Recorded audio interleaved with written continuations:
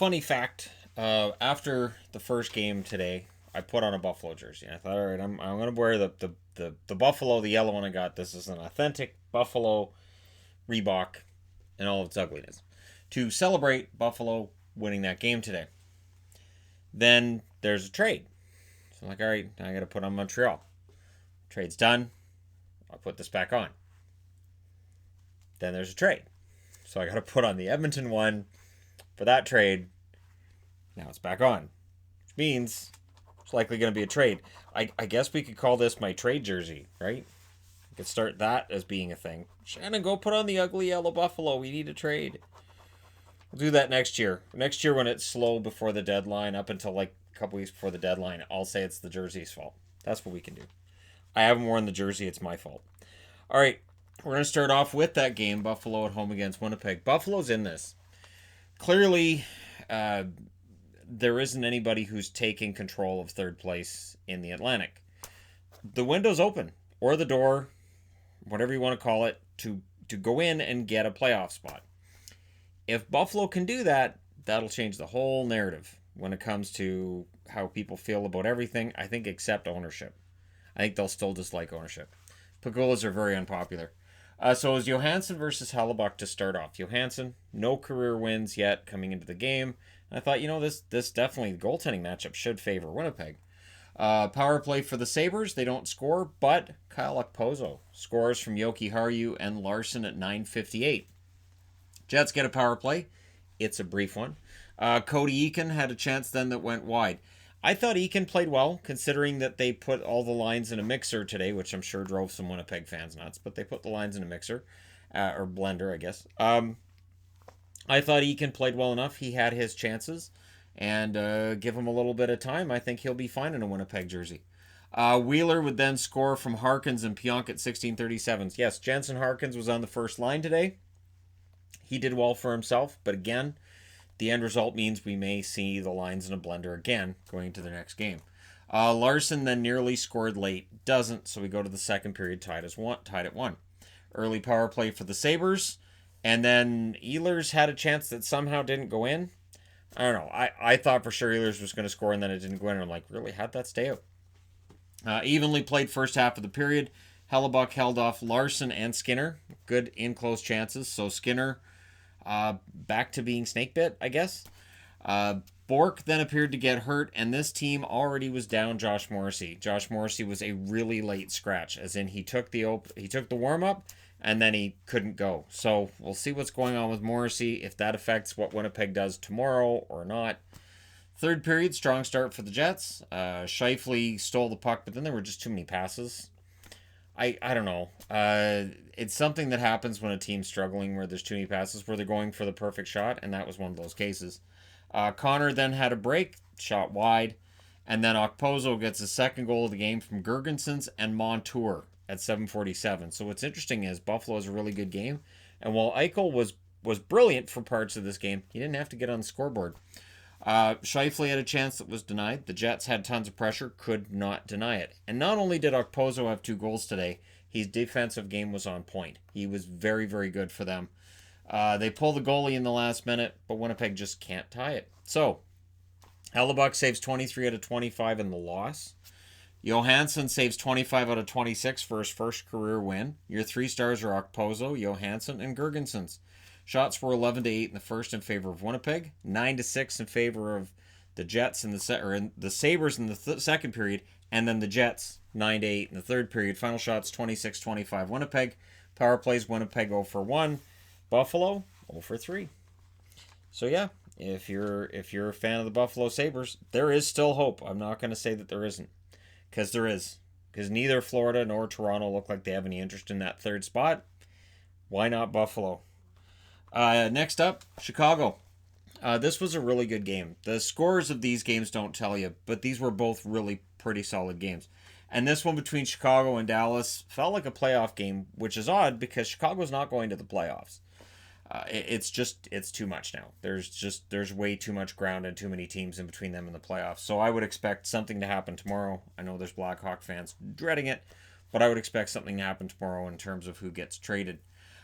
Evenly played first 5 minutes in this. The shots were only 2-1 in favor of Chicago at 7 minutes. So it was very wide open, back and forth, not a lot of shots. The Stars had a push. Crawford held. Janmark had a break that missed wide. And I thought it was interesting they played Crawford today. I have a feeling Leonard's going. Crawford seems to be playing more lately than Leonard. I have a feeling Leonard's going to get traded. And I don't have any inside sources on that. It just feels to me like Chicago may be parting ways with Leonard and just going with Crawford from here. Pavelski would score from Radulov at 15 minutes and 20 seconds. So yeah, Pavelski up to 14 goals now. He has an outside shot at 20. I don't think he gets there, but he has an outside shot at it, which would be not what people had hoped for when they signed him, but still better than where he was trending the first 20 games. There was a late power play for the Hawks. That was unsuccessful. A lot of Hawks power plays. Any suggestion from fans in Montreal that Dallas gets all the calls?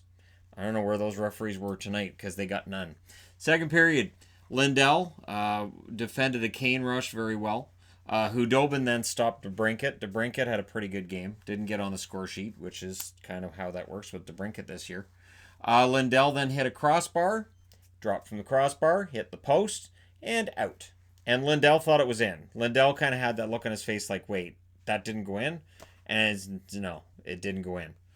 The Hawks then got a power play. On said power play, they score. Kubalik with the power play goal from Kane and Keith at 7:06. So Duncan Keith on the score sheet again. The momentum was all in favor of the Hawks since that Pavelski goal in the first period. They had all the momentum. The Hawks get another power play. The Stars then took another penalty because they really seem to want to keep playing with fire. But Sagan would score from Perry and Ben at 16:29. And so Sagan continues his relatively hot recent streak. He's doing kind of well. And it's kind of weird because Sagan was ice cold goal scoring wise for a while. There was then a penalty shot awarded to Janmark. Janmark did not get the goal on that one. It was saved by Crawford.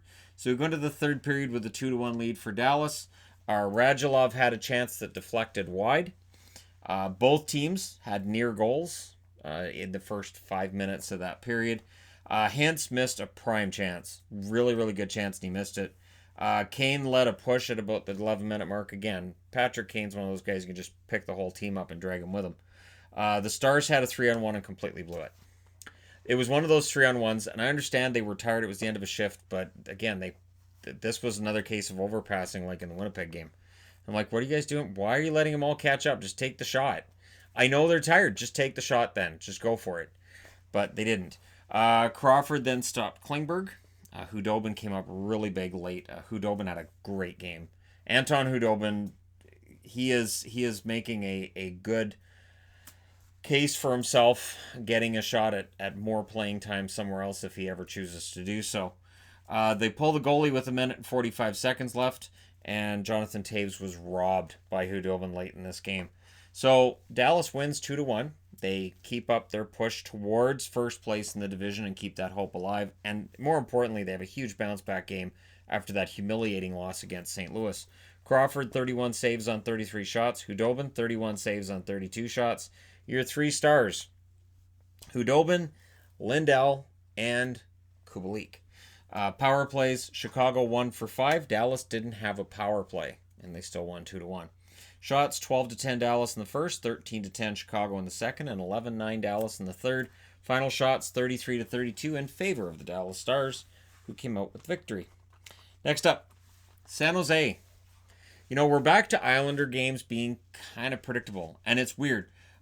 Keep in mind that during the year, I'm watching all these games, and Islander games, the less notes you have in an Islanders game, the better chance there is they win it. Not a whole lot to report on. They will get outshot. That's kind of what they do, and they like to score first. Lee scores from Barzal at 6 minutes and 49 seconds. Prior to that, Lee, they talked to him, and they talked about how John Tonelli said he'd like to see Anders Lee's number retired as 27 as well. John Tonelli's 27 was retired, meaning Lee's old number's gone. And he said to him, I think, it would be nice if your number was up, your name was up there with mine as well as a 27. So The Islander announcers, anyways, think this is kind of something that maybe will spur Lee towards having a really good run down the stretch. The Islanders pushed for another. The puck goes back the other way, and Middleton hits the post for San Jose. Then Gambrell gets a goal from Schimmick and Meyer at 10 minutes and 36 seconds. Remember when with Schimmick in the lineup, they had a really good record in San Jose? Pepperidge Farm remembers. There was a power play for the Islanders before the end of the period. That is unsuccessful, but they did get power plays tonight, so Islanders fans should be happy about that. Second period, minute and 10 seconds in. Lee scores from Barzal and Taves. So Barzal with a couple of assists tonight. As far as I know, they didn't take any of these away. He had 3 assists in a game the other night. They took 2 of those assists away. So Barzal with a couple of helpers there. But the shots were in favor of the Sharks. This is a problem they've had at times this year where they're out shooting the other team and they're just down. And it is hard not to notice when Jones is in net and this happens, right? Taves and Martin then had chances around the 9-minute mark. So did Kuhnhackl. And the Sharks were doubling the Islanders 8-4 in shots 16 minutes in. So they had that pressure around the 9-minute mark. But really, the Islanders didn't have a ton of shots to show for it. And then Taves scores from Nelson at 17:38. So that has to be frustrating for San Jose. They control most of the period, but they get outscored 2-0 in that period. It has to be frustrating. Third period, the refs letting things go to the point where both broadcasts were talking about it and not happy about it. Varlamov stopped Kane, so Evander Kane kind of staring at the ceiling tonight. Power play for the Islanders. The Sharks were getting frustrated with the non-calls. Live microphones at ice surface and catching swearing in between this game and the Edmonton game. Is it Doughty that's got that mouth on him? There's somebody on that ice that, man. Anyways, they pull the goalie with 2 minutes and 48 seconds left. And with the goalie pulled, Bailey hits the empty net from Liam Nelson at 18:41. The Islanders win it 4-1. So Jones makes 22 saves on 25 shots. Varlamov saves 29 out of 30.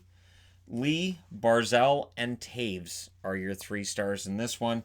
Shots, 10-8 in the first in favor of San Jose, 10-6 San Jose in the second, and then in the third, the Islanders outshot them 12-10. Final shots 30-26 in favor of the San Jose Sharks. San Jose gets 1 power play, don't score. The Islanders get 3, and they don't score either. So they've had, 8 power plays in their last 2 games? That's a ton. And I think they have 1 goal in those 8. So Islanders power play probably needs more practice because they haven't had enough power plays this year. All right, next up, Calgary, the dreaded trap game, right? And no, I didn't put an Akbar magnet on it because you can't lose against Detroit. You have to be aware this is Detroit and they don't win games. And before the game, they pulled out Athanasiou. They pulled out Green. Green has been traded. The video's already on the channel about it. And so Athanasiou is likely to be dealt probably at 4 in the morning my time. That's probably what's going to happen. I'll be up early tomorrow to report on any trades I see. So if I look half asleep, it's because I got 5 hours sleep last night, and I'm probably not going to get a ton tonight either. So anyways, with this game where the Red Wings were keeping guys out of the lineup, Bernier was tested early. The shots were 5-2 for the Flames at 4 minutes. And I swear they said, and I may have heard it wrong, that Jeff Blashill doesn't talk to the players after they lose a game in Detroit. And I thought, are there players on the Detroit Red Wings that have never heard him speak? And I don't know why I had that thought, because I know he talks during the game. It just, I thought, it was just something that occurred to me. So do they lose on purpose because he really doesn't want to talk to the players? Like, these are thoughts that occurred to me during the game. Goudreau would score from Hanifin and Monahan at 6:46 to take my mind off of that. Monahan then scored from Lindholm at 8:03. He has to talk to the players after they lose, right? You got something. I must have heard wrong. So it's 2-0 for Calgary. There was a shot then that hit Bertuzzi in the arm. He would leave the game, but he would come back. So the last thing you need if you're Detroit is Tyler Bertuzzi getting knocked out. Larkin would score from Perlini and Nemeth before the end of the period at 15:48, just to keep things interesting, and because Calgary doesn't do anything easily. I don't know if fans have noticed this in Calgary, but they don't do things the easy way.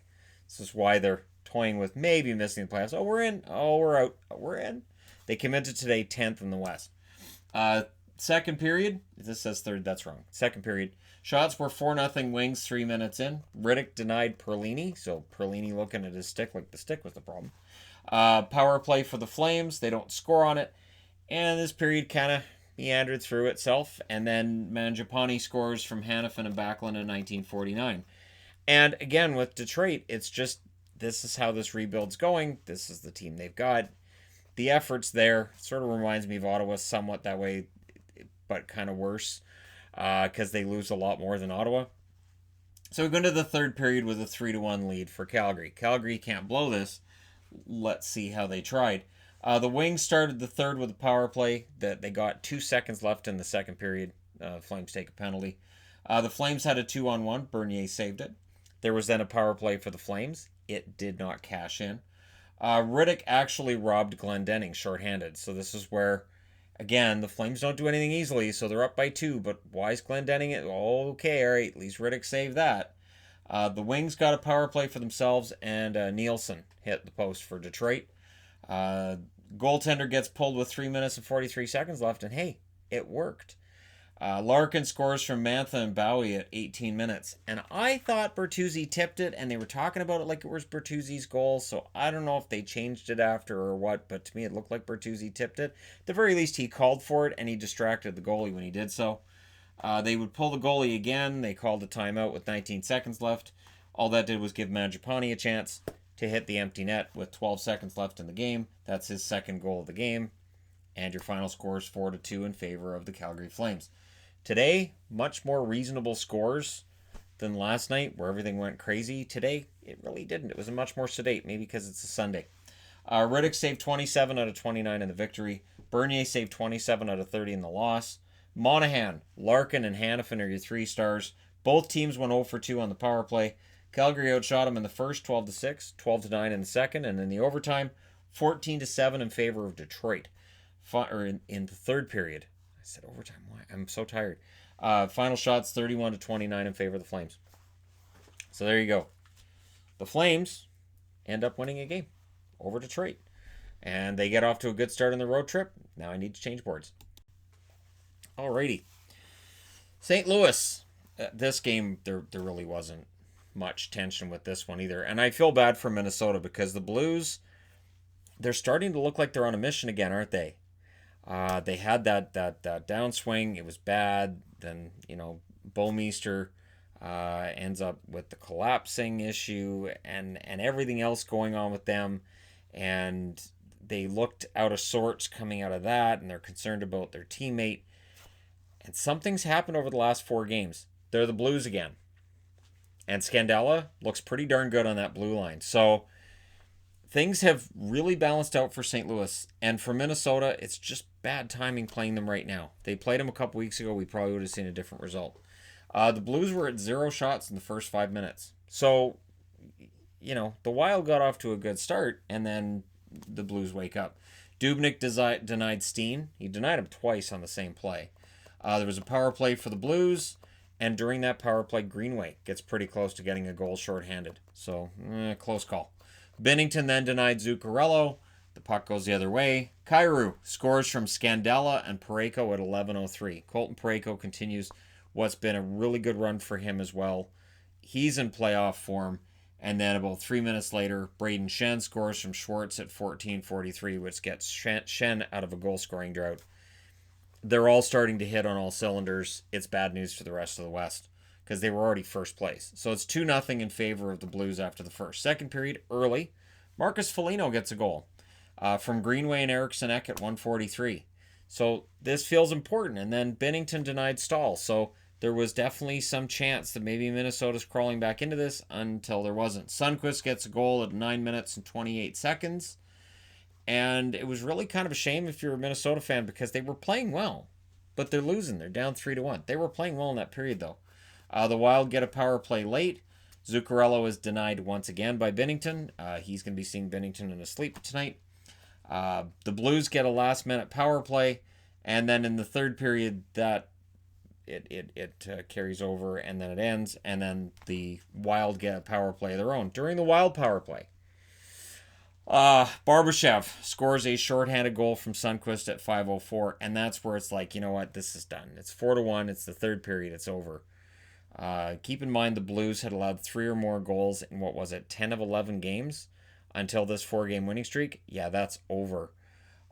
Shot blocking was fantastic by the Blues, and Binnington was absolutely fantastic. Just the Wild couldn't generate anything tonight. This was a really good game. Binnington saves 32 out of 33 in a 4-1 win. Dubnyk saves 22 out of 26. 3 stars, Sundqvist, Binnington, and Schenn. This may very well change plans for Minnesota going into tomorrow, because now the playoff picture gets a little trickier for them as of today. Shots 10-9 in favor of St. Louis in the first, 11-10 Minnesota in the second, and then 13-6 Minnesota in the third. Final shots 33-26 in favor of the Wild. Power play, St. Louis goes 0 for 2. Minnesota goes 0 for 4 and allows the shorthanded goal. So we'll see how this changes things going into tomorrow. Bill Guerin's got some decisions to make. This game might make it easier, where you can just look at this game and go, yeah, we're not good enough. We can trade out now because we're not good enough. All right, next up, Vegas. Oh, this was a scary one, wasn't it? And, you know, the sad thing is that with the way that this ends up and with the stats from tonight, I know that for Vegas fans, it's going to be easy to blame Subban. I don't. I thought that the defense tonight from Vegas was shockingly bad for Vegas standards. And Peter DeBoer has really got to get this straightened out, because while Vegas continues their hot run and they get another victory tonight, how they get there, it's not the kind of victory the coach is going to be really happy with. Gibson denied Stastny early, and that was in the first minute, and it felt like this was going to get ugly. The Ducks were turning the puck over way too much. There was a long run without a whistle. The shots were 5-1 Vegas at the half. And then Patrick Brown scores his first of the year from Quinney, and Reeves at 12:49. Gage Quinney, the first point scored by a hockey player in the NHL born in Las Vegas. So congratulations to him. That's the first point. Golden Knight fans kind of excited about that, and I'm sure he was as well. And Brown, on getting his first goal of the year, seemed pretty happy as well. So Vegas has got some young guys who could very well make up the fourth line next year, because we're looking forward to me, I'm already, once we get to trade deadline, I'm already thinking, well, what's going to happen next year? I'm already at that point. The Ducks, 7-20-4 when they allow the first goal. But Shore would score from Gooley at 19:59. Do not stop playing. Don't be looking at the clock and go, there's only a few seconds left, they're not going to score. Don't do that. I don't know how many times we've seen this year, but it's happened more than once. So second period, there was a scrum behind the Ducks net early. Gibson wasn't happy about how he felt he was being treated by Vegas, and he let him know. Just let him know. Martinez was blocking some shots pretty well, and Subban was playing well at this stage of the game. He really was. Then Ritchie scores from Henrique at 10:03. And that makes it a 2-1 game for the Ducks, which seemed to wake Vegas up a little bit here. There was a post for Stone. Gibson robbed Nosek, but you can't keep them all off the board. And it's Martinez. Remember Martinez, that offensive defenseman for LA? He wasn't in LA, but now apparently he is. He scores from Stone and Pacioretty at 15:51. And then in the last minute, those ones in the last minute, right? Carlson scores from Stone and Pacioretty at 19:03. That makes it 3-2 for Vegas. Now, all right, well, Vegas is going to win this then. Third period, Ritchie scores at 21 seconds from Terry and Henrique. And I'm not sure what Shea Theodore and Nick Holden were doing. Notice I'm talking about the two defensemen who were on the ice, and I made a note of which it's not on the board either. It's up here. I don't know what Holden and Theodore were doing there, or the forwards on the ice were doing, but that was some terrible defense on that goal by Ritchie. That was just really just puck chasing. Just puck chasing. And then Vegas answered again. Nosek gets a post as Vegas pressured. Vegas gets a power play. That was the first of the game. Just after it expires, Carlson gets a goal from Stevenson and Martinez at 6:28. It's not officially a power play goal, but it was scored just after the power play ended. The Ducks then get a power play. They don't score on that. And then it's William Karlsson scoring his hat trick goal from Stone and Smith at 11:05. So Stone with 3 helpers tonight. He doesn't get a star. I'm not sure why. I definitely would have given Stone one. No, Stone had... No, he had 3. He had 3 helpers tonight. Or 4. Sorry, he had 4. I knew him. Like, I see his name more than 3 times. Yeah, he had 4 helpers. I would have made him a star tonight. Not my call. I don't have any say in it. Subban denied Henrique. But the Ducks, being the Ducks, they pulled the goalie with 3 minutes left. More than 3 minutes left. And they score. Henrique from Richie and Raquel at 17:04. So they pull the goalie again. And they score again. It's Henrique from 18:45. The Ducks then get a power play in the last minute. And as my wife said, she said they ducked it. It goes back to the 2017 playoffs where they were down by, 3 against Edmonton and they tied it up. Whatever happened there was just crazy. And ever since then, every team has gone, well, we can do that. And that's been our theory as to why teams pull goalies when they probably shouldn't. Because, well, the Ducks did it. So they did it again tonight. They're down by 2, 3.5 minutes left, pull the goalie, and they score twice. They go into overtime. And in overtime, it's Theodore scoring from Stone at 3 minutes and 50 seconds with a nice assist from Getzlaf. The nice way that they put it on the replay was they said Getzlaf drops it back to where he thought he had a trailer, but there wasn't one there. There's a player within 5 feet of the puck on the Ducks, but holy crap. I as soon as I saw Getzlaf pass it and Stone picked it up, I'm like, it's a goal. What are you doing? So yeah. And again, I know Anaheim doesn't have anything on the line in this one. But still, you don't want to see Getzlaf going, can I join the Vegas Golden Knights? I'm going to show you guys my excellent passing abilities. I'm going to pass it to you guys. And then maybe you'll think of picking me up tomorrow. Is my salary a problem? Yeah, so 6-5 is the final for Vegas. Subban saved 25 out of 30. I was glad he got the win because I knew that if he took the loss that he'd take all the blame on it. Gibson, 22 saves on 28 shots. Again, I thought their defense was just miserable tonight. 3 stars, Carlson, Henrique, and Richie. And somehow, I don't know how 2 of the 3 stars are Anaheim in this when they were behind a lot of the night.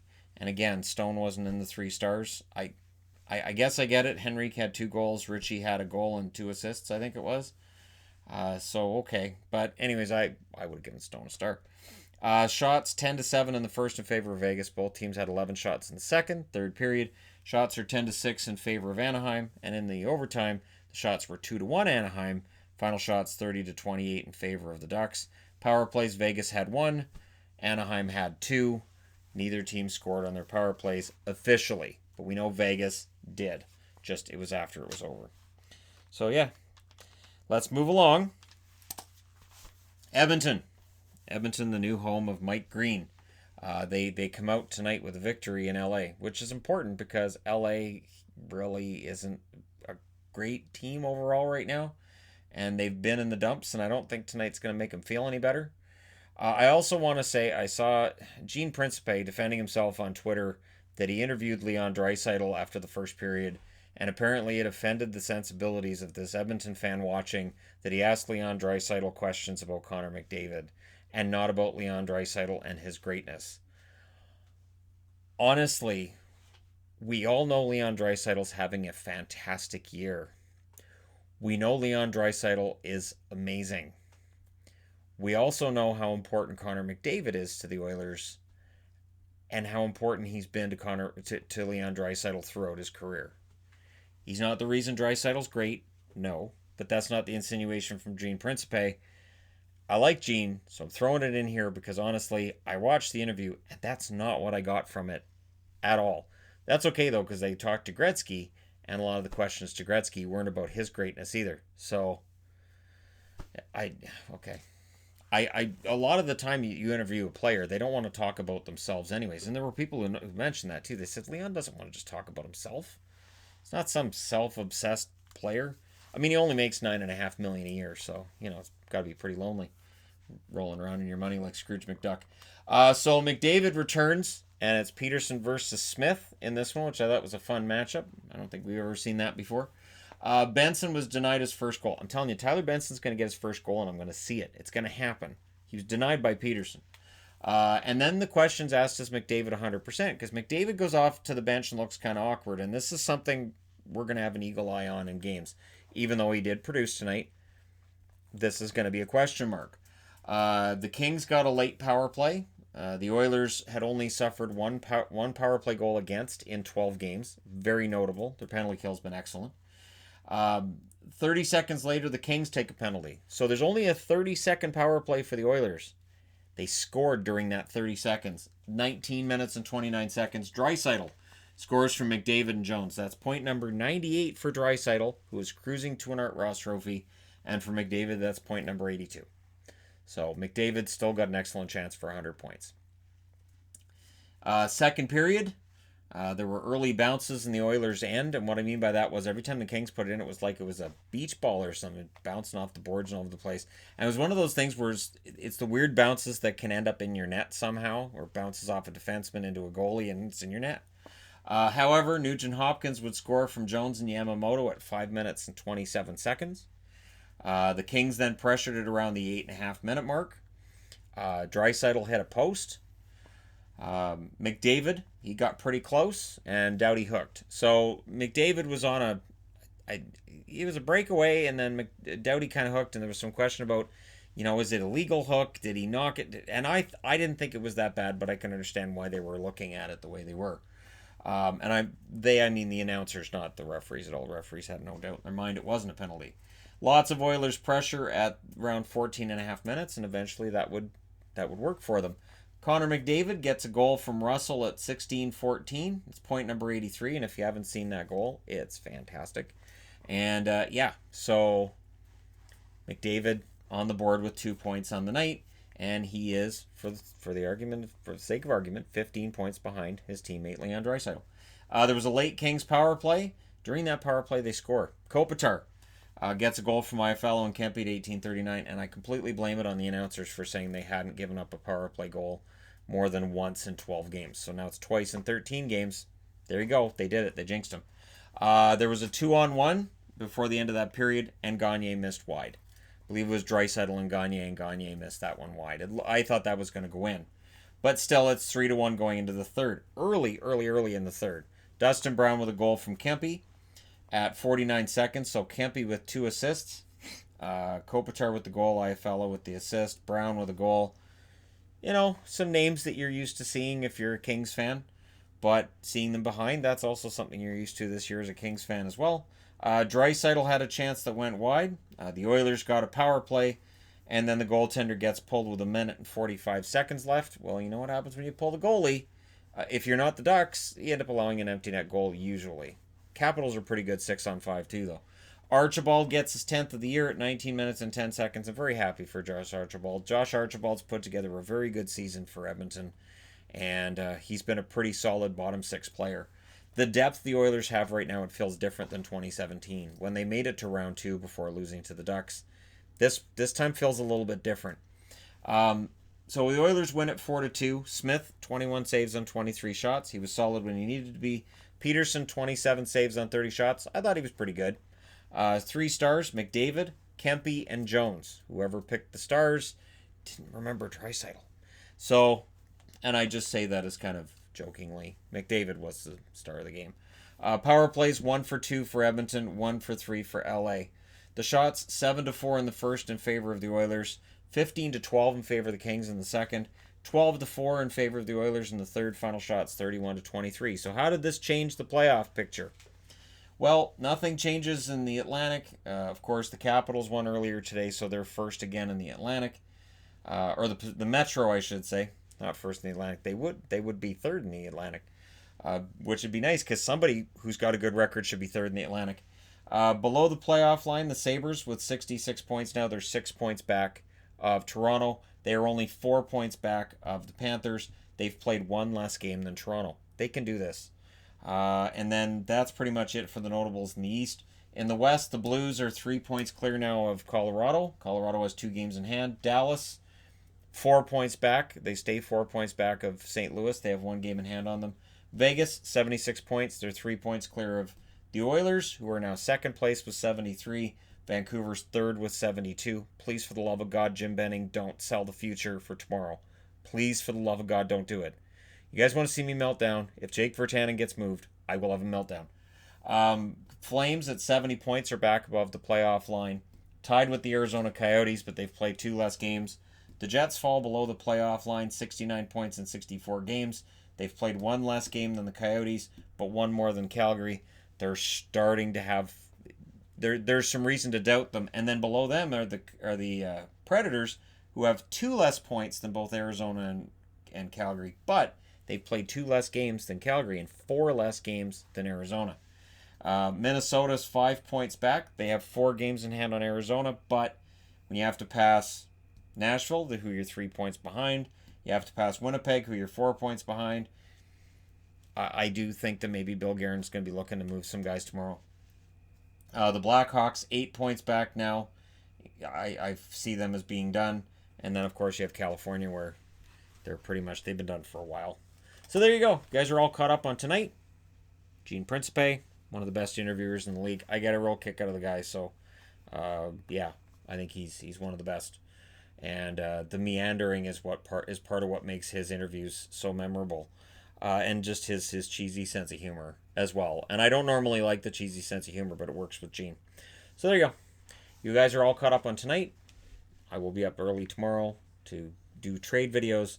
The live stream tomorrow night or tomorrow morning starts I have it set for 9:50 in the morning, which is roughly 2 hours before deadline. I know Sportsnet's coverage starts at 5 a.m. my time. I'm not getting up for that. I'm not doing an 8-hour live stream. That's not happening. So I'm thinking we go probably till about a half an hour past deadline, which is 12:30 my time, 3:30 Eastern, probably about that amount of time. And then we'll probably know all the deals that were done. I've got that giant board where I plan to have as much sound as possible. It'll probably be done in this room. Yvonne and I are discussing how we're going to do it, how we're going to set it up. We'll get that all figured out, and we'll provide that to you fine people, and we're going to have fun with this. So hope you can attend and enjoy as we see where everybody ends up. Thank you guys so much for all your support. Don't forget to hit like and subscribe if you're browsing your way through. You just happened upon this video. And hey, thank you guys so much for all your support. I will talk to you again soon.